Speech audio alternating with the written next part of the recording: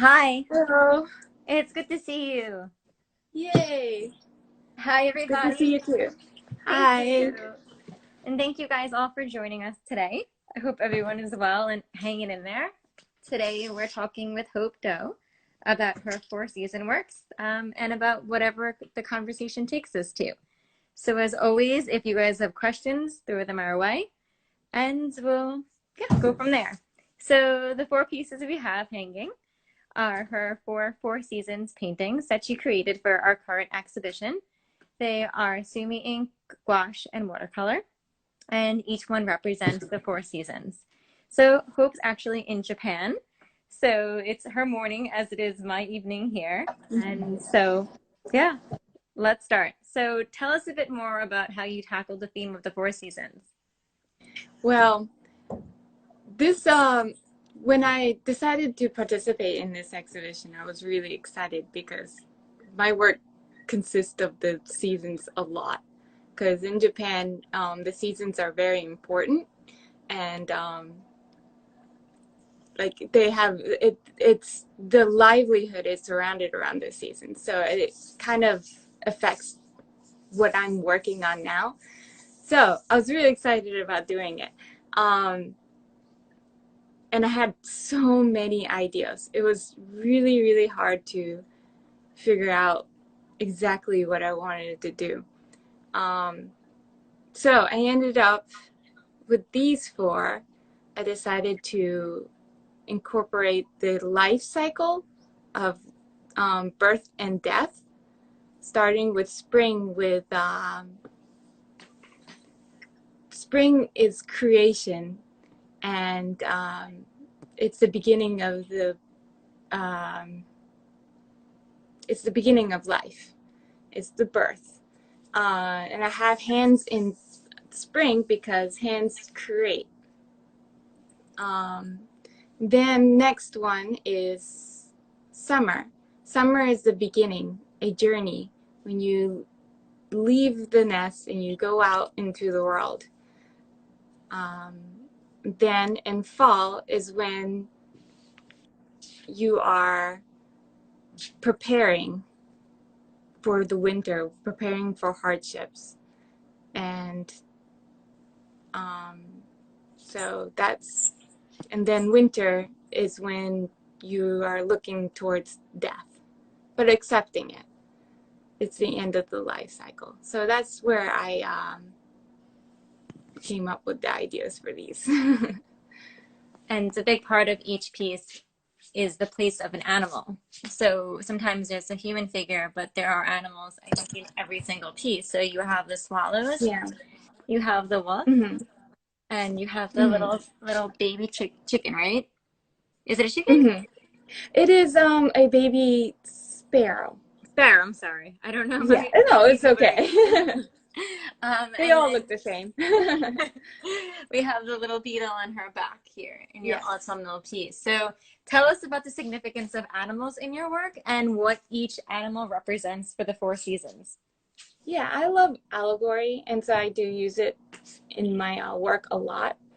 Um, so for summer, for example, you have the sparrows, and I've always been fascinated with sailor tattoos. So sailor tattoos is when you go out to sea and you come back, you get a sparrow tattoo. I think maybe it's a mileage thing. I'm not sure, but I use It could be. It makes sparrows a sense. lot for that, to taking a trip or going on a journey. The beetle is for fall. It's protection. So she's on her back. It's protecting her in a way. It's strength, stability, and you need all that when you are going into hardships. You have all those Um, transitions with fall. yeah, and the um, again with the spring, it's a sparrow. Um, so it's a birth of before the journey. That's why I decided to use a sparrow chick. And is a Um, flower a specific kind of flower? And does it symbolize something to you? it is. It's a can't remember the English name of it. Chrysanthemum? Yep, that's right. It looks like a chrysanthemum, but I never Yeah, would okay. guess because I'm not very literate with my flowers either. So And that one didn't really have much of a symbolism. It's just a really big flower, and I really like it. I think it's Um, beautiful because it looks like it's also kind of coming to life with that baby sparrow. yes, There's a lot of energy and a lot of movement that projects with the petals, yeah, the creases, and the variation of color.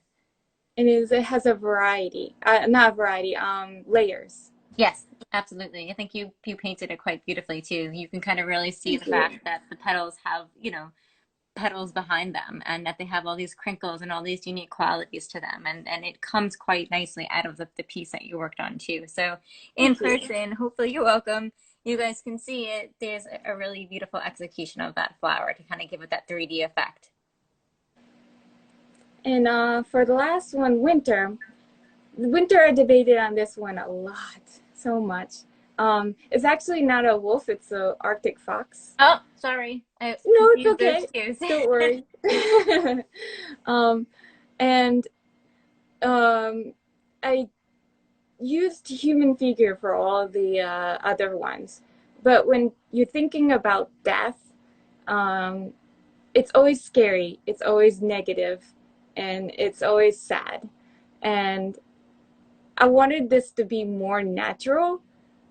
And with the animal kingdom, death is just something that happens. It's more accepted, maybe. I don't know. I think so.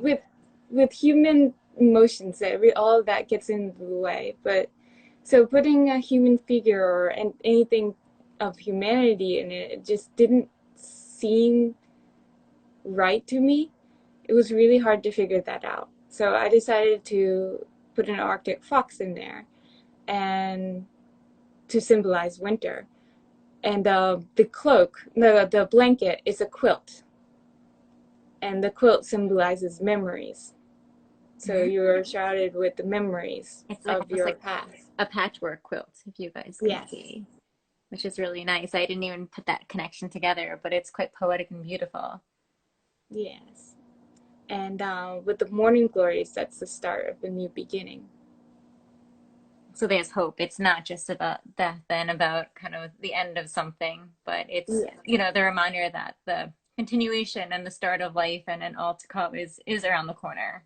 Yes. Yeah, I think so. It's nice to kind of have that subtle touch because it gives it a bit more hope, which, Yeah. we all like. Because So death is something that just happens. I mean, something I think about a lot. So life and death is uh, a a common theme that comes in my work. and why do you think that is? I don't know. I think, well, death is scary. Yes, it is. I don't When want to you, yeah. die. It's a very troubling thought, and when you get very engrossed in it, it is traumatizing. So Yeah, it's nice when you have a subtle and a more poetic approach to allowing yourself to confront and think about it. Because we should confront and think about it as it is a part of yeah, us. But at the same time, it's a damper on our mood. So yeah. I we want mean, to it's have that. going to happen. Yeah. We can't live forever. Yeah. Now, how long have you been living in Japan? Forever. Forever. Oh, you Yes. were born in Japan too. I was not born in Japan. I've been living in Japan for 11 years now, but I am married to a Japanese person. So So where did you live before you were in Japan? I lived in North Carolina Okay, in that's what I thought. America. Okay, yeah. Yeah. You okay, all right. I was I like, was wait, born in America, you yes. were. Okay, that was what I meant to ask you, and I probably screwed up the question a little bit. It's So, okay. do you find that the Western versus Eastern approach to art, as well as to theology and ideas such as life and death, have worked against or with one another in channeling the work that you create? Well, that's a good question. That's something I've never thought about before. Thanks. hmm. In Japan, art is kind of treated differently as something that is, well, okay, Japanese art, it's very seasonal. That's one thing. Um, they try to put in a lot of beauty in everyday natural world, a lot of the Japanese artists. And they also, hmm, such a good question. We can come back to it once we've talked more, because I have other questions too. So Oh it might, yeah, yeah, we'll it come might back to naturally that answer one. itself in the process. Yeah. But another thing that stands out to me is your medium. So it is Mhm. really delicate and quite beautiful. And what drew you to using sumi ink, gouache, and watercolor? And tell us a bit more about how they interact and what you use what for in order to achieve your work. Okay, so sumi is something that I've been trying to do more of really recent. It's a very recent medium that I've been working with. Um, I like it a lot because of its softness, and you can layer it, and to build up the layers, you can get the good atmospheric perspective on it. A good kind of like sorry, sometimes English words don't come to Nope, me. take your time. A mist feeling. Okay, yeah. And I've always really liked that in like even artwork that I like to look at. I like that ominous feeling where you can't really see everything, It creates but that even though mystery, it's there. but it Yes. also allows for you to create planes of space. So you have the background, you have what's in between, and you have the foreground and potentially other Yeah. layers. Exactly. Yep. And when I add watercolor to it, it gives another layer of depth to it. And are you It's laying the almost, watercolor on top of the ink? yes. Okay. So with the ink, I get my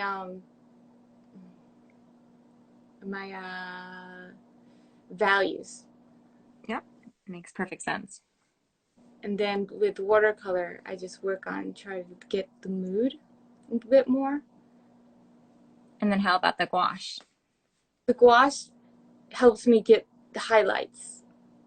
Some things that maybe that I've lost that I wanted to pop out a bit more. So I work with gouache when I want highlights in it. So you guys can kind of see a bit of a variation here. There is glass on the piece, so just mind the reflection and the slight glare at times. And it was so when you first started creating as an artist, and it doesn't matter at what age, the question Mm-hmm. is regarding the first medium you used. And if Mm-hmm. it was one of these mediums, what drew you to it? Or if it was not, what went, like, how did you go from that initial medium to what you work with now? I worked with acrylic in college because I didn't know much about oils. And the way I used acrylic was I always smeared everything because I really like, again, I like that smoky feel, that ominous feeling of mystery. Um, and a teacher came to me, or I think it was another student came to me and said that I should work in oils. It would be a lot easier to do what I wanted to do. So I worked in oils after that. And I really liked working with oils, but I couldn't get the values right. So in order to get the values right, I went into pencil and I used powder graphite. Powder graphite and pencil to first lay down my work, and then on top of the powder graphite and oils, on top of the powder graphite and pencil, I would do thin layers of oils, of glazes. And then I still got too much texture from the wood panels. So I started to try to use ink more. And then I came across Sumi because Sumi's sold everywhere here. So, and then that's how I came to this process. You tried a lot of stuff. That's awesome. Yes, I I think, have tried a lot of stuff. yeah, I mean, it definitely, as an artist, I'd imagine, allows you to kind of understand your mediums overall a bit more and how to achieve Mhm. what it is you want and getting to know yourself as an artist and finding Yeah, the right tools to get you to be, where you want to be. yeah. And I really do like oils, and I think about going back to them every once in a while. I've only been using Sumi and watercolor for about a year. mean, it'd be interesting to see how the work changes. But Yeah. one of my favorite qualities about your work that stood out to me was that very smoky and ethereal, delicate quality to it. It's just so soft and it's really lovely, and it's hard to explain without seeing it in person. But again, hopefully these videos and this time on here will help you guys understand better. And also something to note, which is quite nice, is the fact that the canvas is wrapped. So Yeah. you can see on the sides of the painting based off of the float frame style. Let me get down here that the paintings continue along the edges, and you have some really beautiful, I don't know if this is from the watercolor. It's really That's hard. from the Sumi. The sumi, if you guys Yeah. can see, it's almost like an abstraction where the medium, it almost, I guess it runs a little bit. Is that Yeah. what you say Yeah. happens? It runs, and it bleeds through the paper. Sorry guys, it's hard to It has a focus. good. Here we go. I Okay. really like. Watercolor does it too. That little the lines where the water where it's really really wet. Because I work with really wet paper. That's why how. Um, sorry. That's why my work is so soft. Ah. I'm always putting water on the paper. And I really like the small lines that sumi and watercolor, some watercolor makes when you have like a really wet paper on that. I don't know. I think there's a word for it. I'm not a watercolorist, so watercolorists have words for all that stuff. So They're very technical. yeah. Well, if anybody works with watercolor and knows, let us know. But in the meantime, we have someone who had asked. She said, I think it's a she, if I'm 19 and never started drawing, never, never, never, isn't it too late to start? Um, no, because I after college I did study art in college, but after college I didn't do any art for 5 years. I gave up on it because I wasn't really sure what I wanted out of my work, and I wasn't sure what I wanted to do, so I gave it up. Um, and I realized that art was something that I wanted to do later, and I started really getting serious with art when I was 30. Yeah, 30, 29 or 30. So no, it's never too late. Yeah, I agree. If you love it and you want to put the time into it, it's gonna unfold for you naturally. And there's so many resources now through social media where you can find artist tutorials. Artists are always there answering questions when you comment or post on their posts, and it's a great time to start. I think better than ever It, now because of what we all have access to. it really is. And there's even online mentorships. I even took a mentorship. I took two through, if you know Rebecca Lavelle, Laville, I've heard it pronounced Levi, but we'll have to check with Levi. her. Yes, it's Levi. Sorry. Um, she does a she organized a group of artists who do mentorships called Smart School, and you can learn so much from those mentorships. They helped me a lot. Um, yeah, and even though I'm 36 currently, and I feel like I still have a long way to go with my artwork. And at first, when I was young, I felt very pressured with time.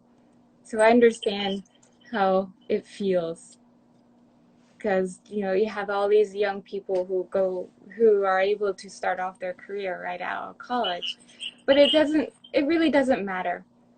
I mean, if I'm 40, I still have what, 20 years, 30 years I mean, as long at as the your least. arms and hands still work. They still work, then I can still do art. And the more you do, the better you get. And it's just there's so much possibilities. There is, and So it's cathartic for so many artists and yeah. cathartic for people who are able to look at your work and, fall into it. And yeah, I would start whenever you're ready because it is a very, very involved investment of your time and of your heart once, you take that plunge. Yeah.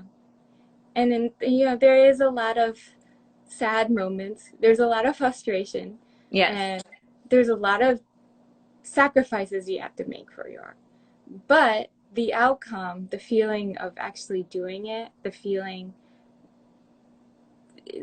it just overrides all of that negativity. it does. And you go to new places as a person too. And I think it's a Yes, really beautiful evolution for those who decide to embark upon it.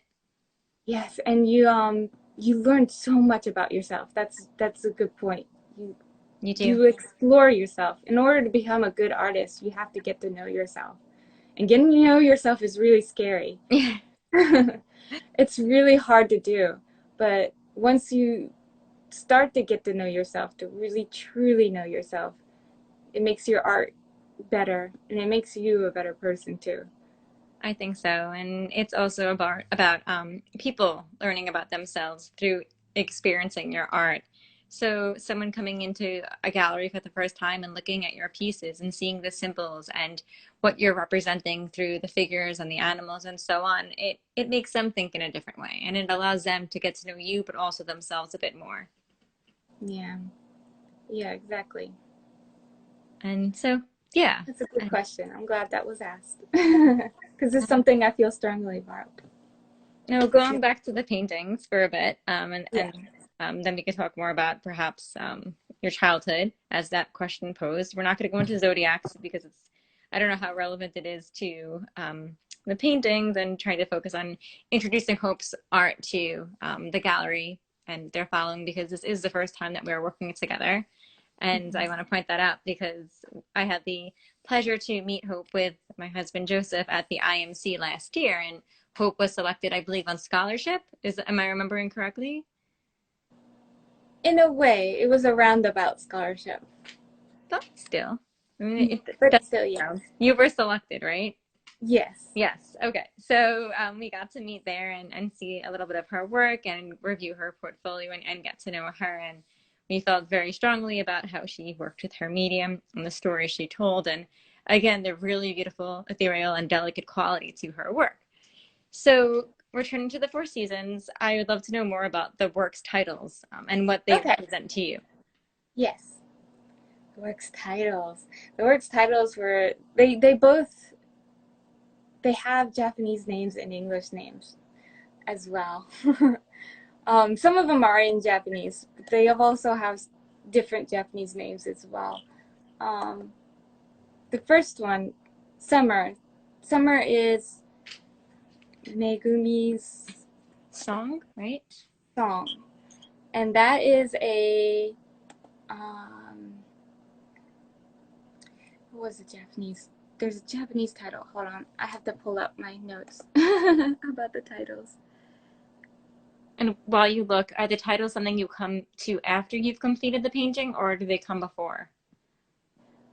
It depends. Sometimes they come before, sometimes they come during, and sometimes, and most of the times I think about the titles afterwards. I usually do a lot of play on words, especially mixing with Japanese and English. Let's see. Okay. The Japanese title is Megumi no Kanaderu. It's Kanaderu. Kanaderu means to play a song, and it just means full of life, plentiful life. And actually, while we're on Megumi, Gina brought up a question that I was curious about too. Did you use a live model for this piece? I used me. I knew it. That was going to be my next question. I totally Yeah. recognize you and your sensibilities in this painting. I changed the face a little bit, like I changed the nose and I changed the lips a little bit, but most of the modeling is done by myself. A lot of artists do that, or they subconsciously end up putting themselves, I think, in their work. Yeah. And the name Megumi, is that someone's name that you know? What's the association of? Megumi means it means plentiful. It means rich, like you're rich in life. So this, it's like an abundance of life right here with all these Yes, oranges, and all the greenery blossoming. yes. And oranges here, they are associated with good health and plentiful. And I wanted to, get that vibrance out in the title as well as much as I could. And what about the red thread? What does that symbolize? I like to use thread a lot in my work. It symbolizes connection and fluidity. So would you say that she's connected to nature and nature's connected to her? Yes. Yeah, I got that too. And so who should we go to next? Let's see. Let's do spring. Spring is hinata. And hinata means towards the light, and winter means is kagemuki, which is towards the shadow. So that's just playing with the uh, the beginning of life and the beginning of death,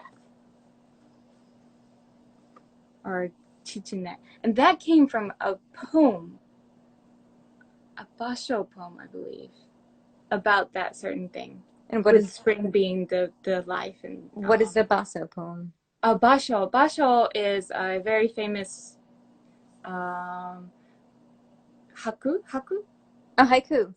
haiku. That's it. A famous haiku poet. And he does a lot of poetry on nature And and the he's seasons. Japanese. Yes, he's Japanese. And then we have Promising Twilight to represent autumn, so a completely Yes, English title in this case. the English title. And the Japanese title is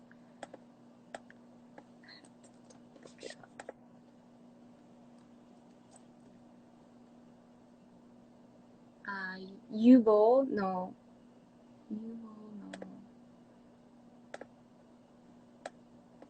This also came from a poem by Basho, or the idea of it came from poems. Um,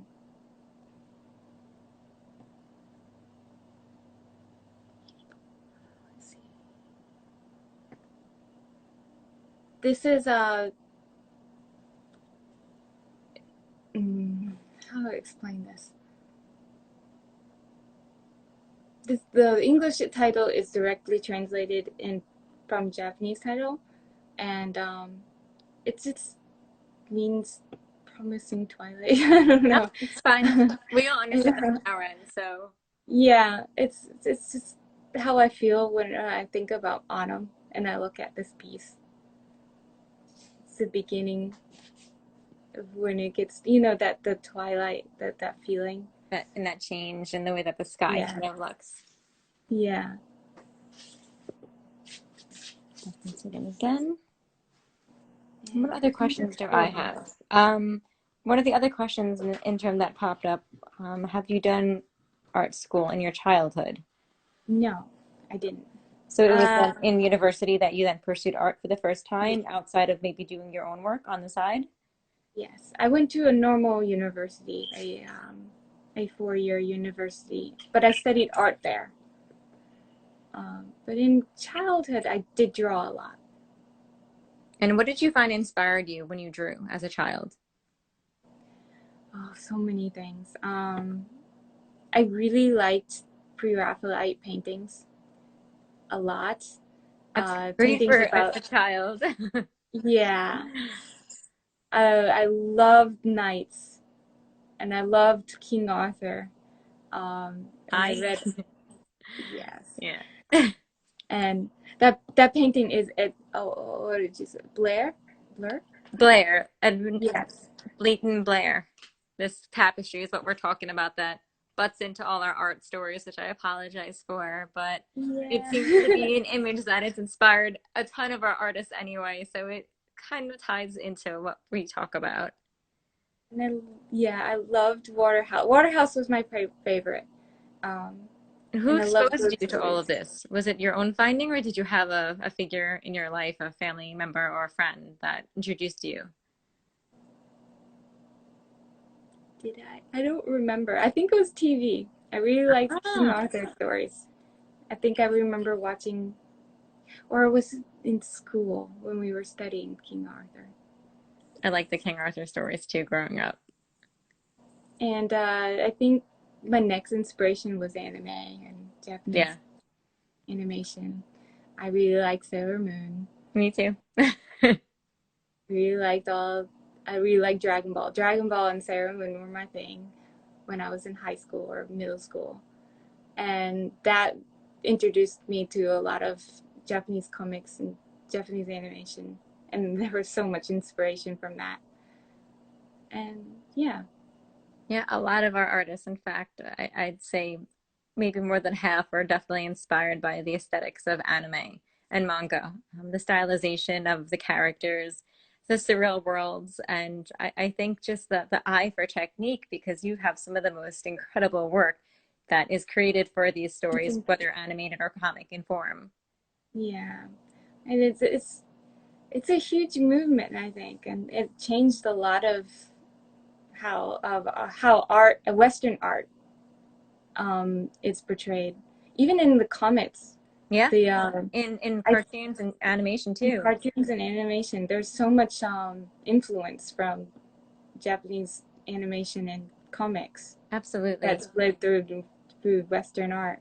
And something to note also with I grew up watching anime, I still watch anime. It's there's something to the characters. There's such a complexity and such a level of heart and hope that you find in many of the characters, with of course their foils where you have the very evil Yeah, and terrible ones too. But I think that that height of emotion and that you know that multifaceted quality of being human is also represented in your work and yeah, in the work of many of our artists also who grew up getting very entwined into these stories.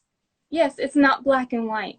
No, they're very, complex. It's very complex, and I think it's like you said, it's more real that way. It's more human. It is. You know? We can relate and we can empathize much more with these characters and their Yeah, stories. And, growing up watching anime, my family never quite understood because it just seemed like cartoons. And of course, it is a cartoon, it's illustrated, it's animated. But again, like the art that, is in front of us now and that's on exhibit at the yeah, gallery, it's the artistic quality, it's the emotional stature, it's the multifaceted nature. There's just so much depth to what you're looking at and what you're experiencing. And I think that because of growing up with those stories, we all kind of have found that attraction and put that into the work that, we exhibit here and the work that you create and so on. yeah, yeah. I totally agree, and I think that's changing because our generation it's growing up and they're not they're seeing things differently because of Japanese animation.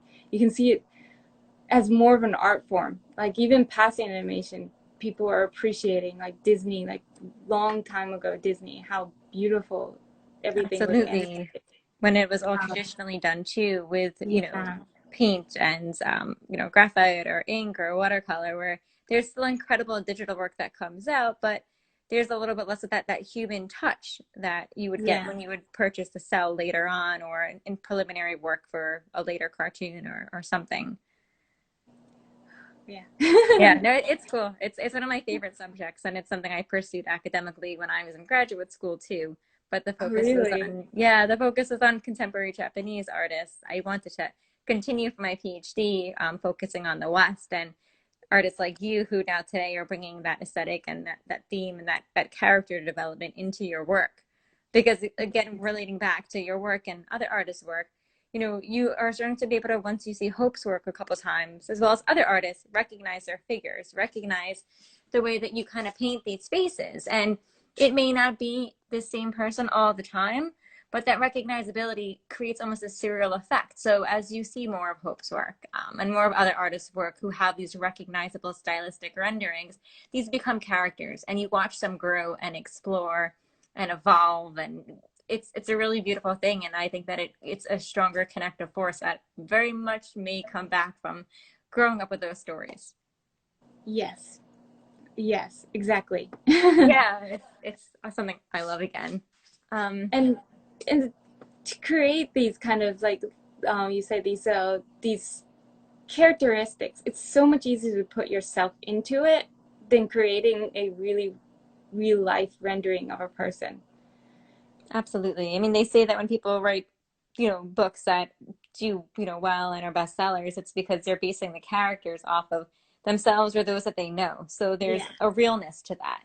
And that authenticity is what allows for that stronger connection with people outside. Yeah. Yeah. It's a really cool thing. So let's touch back on my East versus West question. If Hmm. you still can't find an answer to it, it's totally okay.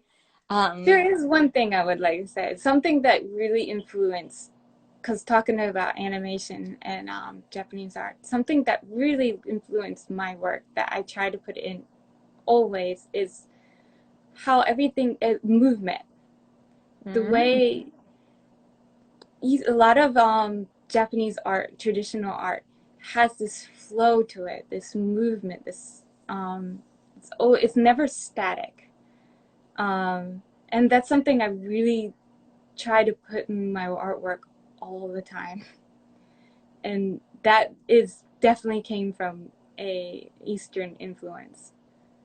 I'd say also with, again, watching anime and TV to an extent is, they're moving. And so you're capturing this moment of movement, even though it's a Yes, still. And so yes, I can see that too. And as you guys who are watching can see, I mean, you have the swallows moving and the thread kind of dancing around the central figure right over here. When you have the wolf cloaked, I'm sorry, the fox. I keep calling him a wolf, but for it's me, they're okay. interchangeable because they're both kind of part of my favorite animal menagerie. Yeah, So mine too. they can go either way, and I'm happy. But you guys have the birds in the background, kind of going off. You have some all the way back there in that atmospheric execution. And then you have here for spring, the hands are in motion. You can kind of sense and smell and feel that chrysanthemum moving with that soft breeze. Same thing with those leaves. All quite delicate, but again, as Hope mentioned, enhancing movement. And in Promising Twilight as well. I mean, her hair is kind of, she's not trapped, but it's getting caught in those Yeah. branches. And there is, I think, a subtle suggestion of the movement of air too. And you almost have the way that you depicted the branches. It's not like a cyclone effect, but it does look like there's everything's kind of moving together in a way. I'm not sure if I'm explaining that correctly, but No, no, you're explaining it fine. That's how I would, that's exactly what I was trying to do with my work when I was making these compositions. and I think it just creates more of a story, which is important because it maintains interest and it allows people to kind of go places with the work that they're looking. It keeps you looking. For me, that's the type of artwork that I like. Artwork that has a lot of movement. It feels like if you keep on staring at it, it will just keep going. Yeah, no, I mean, you feel like those birds are going to continue flying and their wings are flapping and you're just waiting for that moment for it to start again. Yeah, and I think that that is something that probably filtered in a lot of contemporary art these days. And that's probably an influence from animation from Japan and stuff.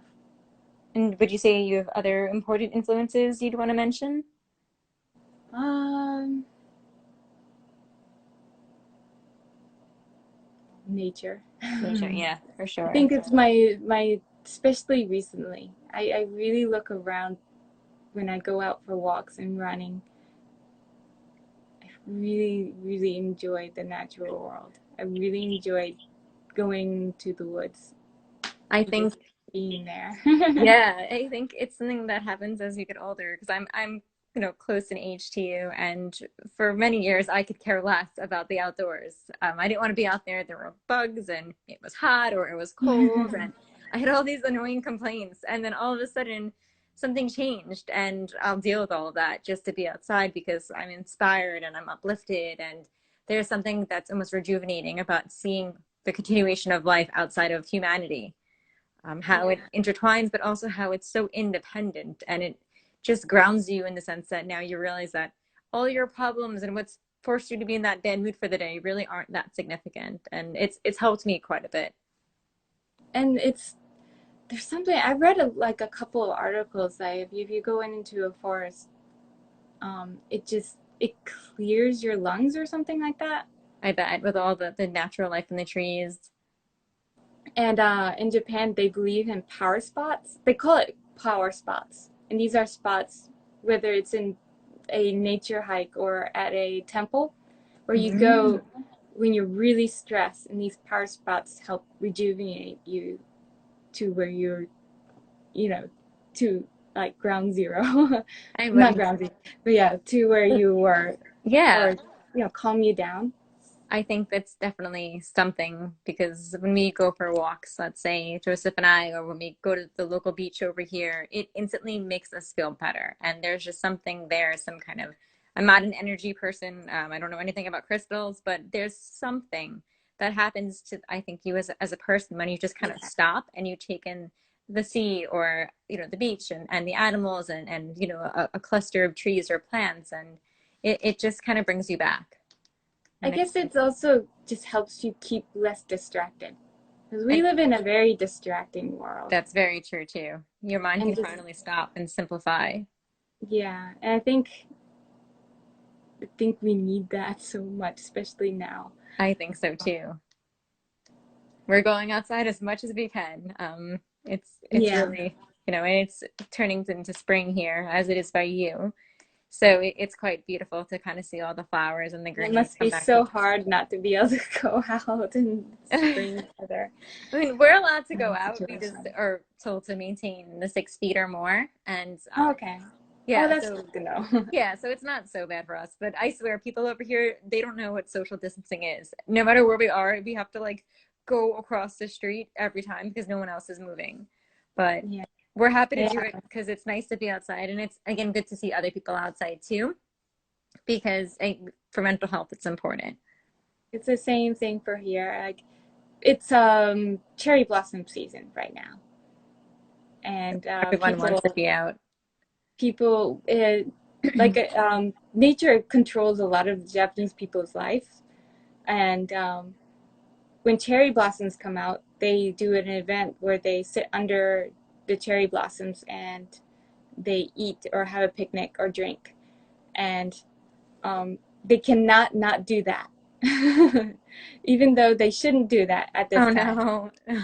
Where a bunch of people just get together and have a picnic under cherry blossoms, they just cannot not do that.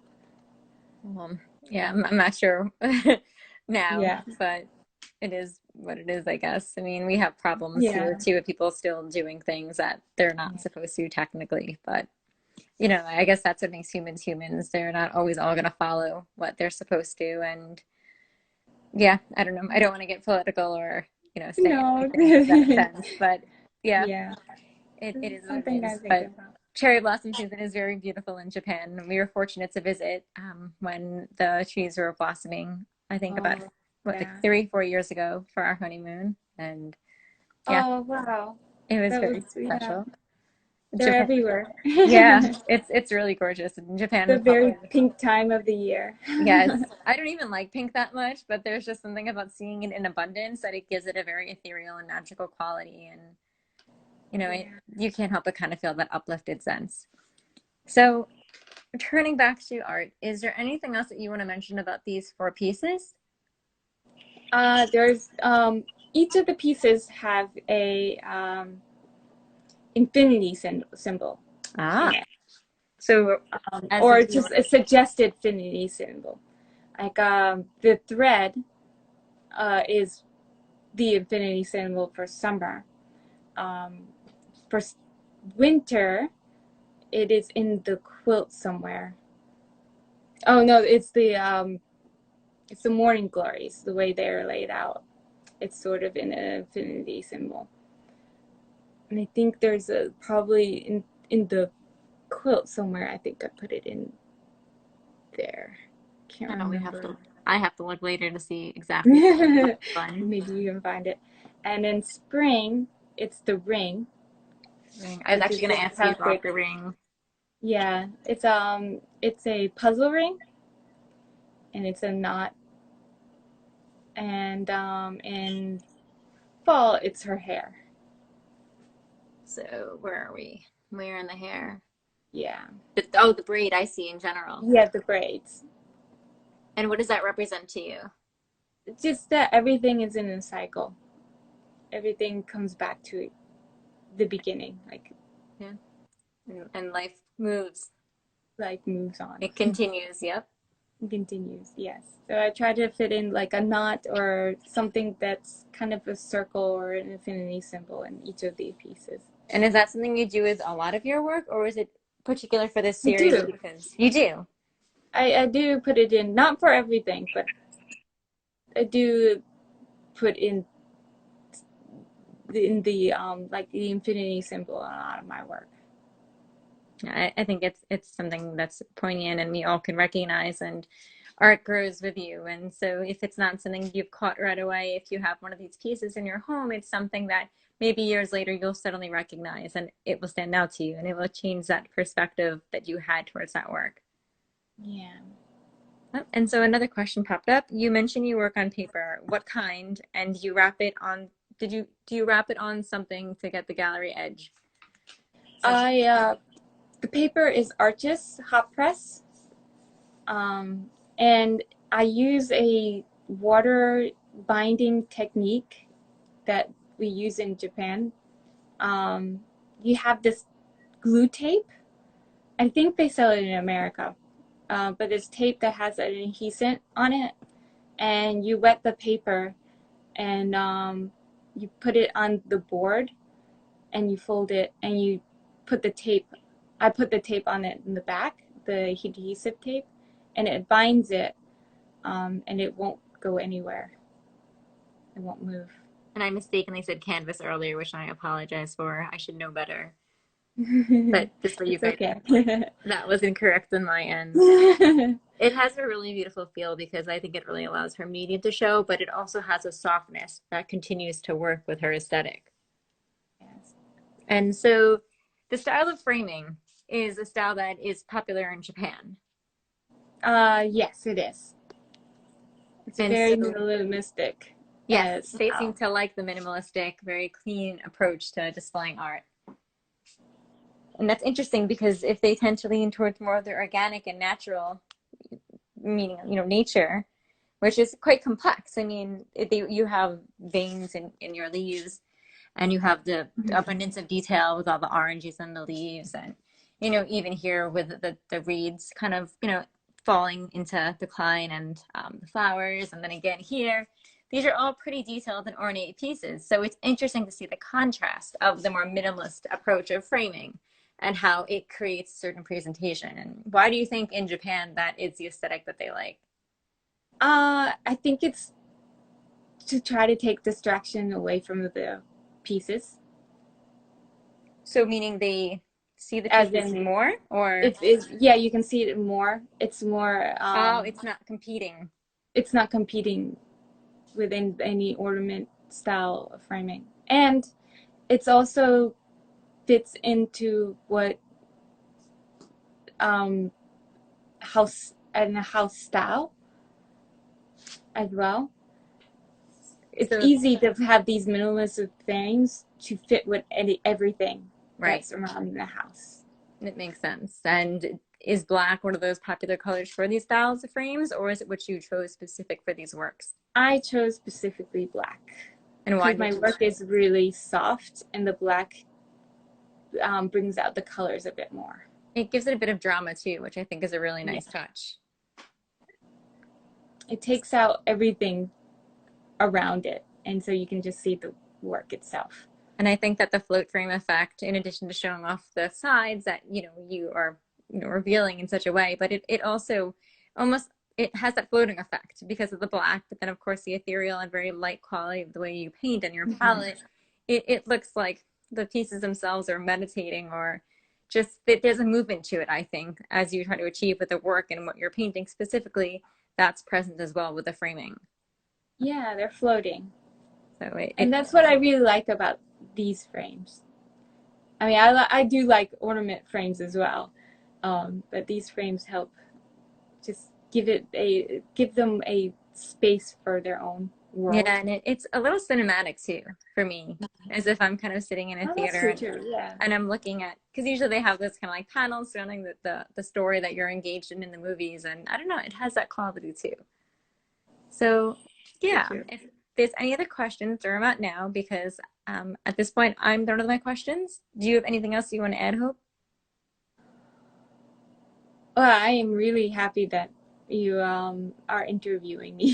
Oh, thank you. This is the first time that I'm being interviewed on a video, so I'm sorry that my English might not be perfect. Oh, no, you're doing so great. It's, Oh, I thank you think, so really much. brave of you and our other artists who don't do this regularly to come out on video like this because these are unscripted. They're completely casual conversations. I don't have my questions planned. I like to have the more organic quality of conversation with our artists because things become more genuine and authentic. And I think it allows people who are watching to really get in on that part of when you come to the gallery and you come to these openings and you just come when I'm there by myself and you have these conversations. This is what they're like. And so while Yeah. we're not able to do such things, I think it's more important than ever for artists like Hope, who would have been at the gallery for the opening of this show. She was going to come all the way from Japan, which we were so excited about. But in this case, we have to evolve and we have to do something a bit different. So this gives you guys all that insight and the intimacy of conversation that, she and I might have or she and you might have at an opening. So, thank you, Hope, for doing that because this is a bit more pressure, I think, than, an opening in some senses. But But I'm really happy to do it, and I'm really happy that you're working so hard to introduce so many artists. I'm really happy to see that. well, thank Thank you you. so much. Oh Like, gosh, I it's really my appreciate pleasure. it. I love doing this even though I'm awkward and I feel like very insecure about myself being, even just speaking, forget about being seen. But every time I talk to you and our other artists through this method, it just allows me to even further get to know your work. And it honestly makes me love the work even more. And it makes me think like, oh, if I had all this money, I would keep this and I'd keep that and I'd hang that in my house. And it's really bad. You're making me love the work even more than I already, do. And I really appreciate that because it makes me feel good and it raises my spirits too. So I hope the same goes for everyone tuning in and for you talking about your work and, yeah, having it seen in such a way. I don't talk about my work in English very much, so sorry if it was kind No, of you did great. We have scattered. so many artists who like have English as a second language and you guys are so humble and in the meantime I only speak English. So I should be embarrassed because I'm not multilingual at all. And it's an incredible thing that you guys are all able to communicate in a multitude of languages and allow me to talk with you so we can work together and we can have this beautiful art from all over the world come to the gallery. Mhm. So, Yeah, studying a language does open your mind up to a different culture. It's really interesting. It really changes you. oh, I can imagine. And when you get to live there too, I mean, and you see it Yeah. being used and you're using it and the context and the tone and all these things that might differ language to language start to become more apparent. And yeah, that's, You get to know the culture more when you learn the language. I It's like bet. it's how people think, how people word things. It's so different. Do you find Especially that here, it's the way things are worded, and probably in all Asian countries, it's just the way things are worded, it's different. do you think and do you dream in Japanese now, or is it still in English? Sometimes I have dreams that I'm in Japanese sometimes. Ah, Yeah. well, I would love to learn Japanese one day. We studied French quite a bit before we did an art fair there, but because we didn't use it too often, I probably have forgotten it all by now. But yeah, anyway, don't worry Yeah. about that. You did an awesome job, and Oh, thank you so much. yeah, it was such a pleasure to talk with you and to see you and to have these pieces here. And so, for anyone tuning in who is interested in potentially acquiring one of Hope's pieces, these are the three that remain, as Promising Twilight is spoken for. And as always, we still are shipping. There's been no problems with that. We're shipping early too, so if anybody wants piece and they need it sooner than later, we're happy to accommodate at this point. But payment plans are possibilities, and we can ship them all over. So feel free to reach out if you have questions about that. And also, if you just have questions in general about Hope's work, you can ask me, you can ask Hope. We're always here to talk about art. So thank you all for And I'll tuning be in. happy to answer questions. Yeah, Hope is really sweet, so don't be shy if you want to ask her something specific. Mhm. So So thank you again. And Thank you yeah, so much. everyone enjoy your evening or your morning or your day. And And thank you everybody who said that they liked my work. yeah, thank you There's guys a for all few those of them. kind and Thank you supportive so words. much. All right. Really appreciate it. Makes me happy. And Yeah. I can start my day Yeah. Good. It's off a on a good light start. note. I'm very happy for that. And again, I'm happy for these pieces. And I look forward to doing more with you. And we'll talk soon. Okay. All right. Bye, everyone. Bye, Hope. Thank you. Bye.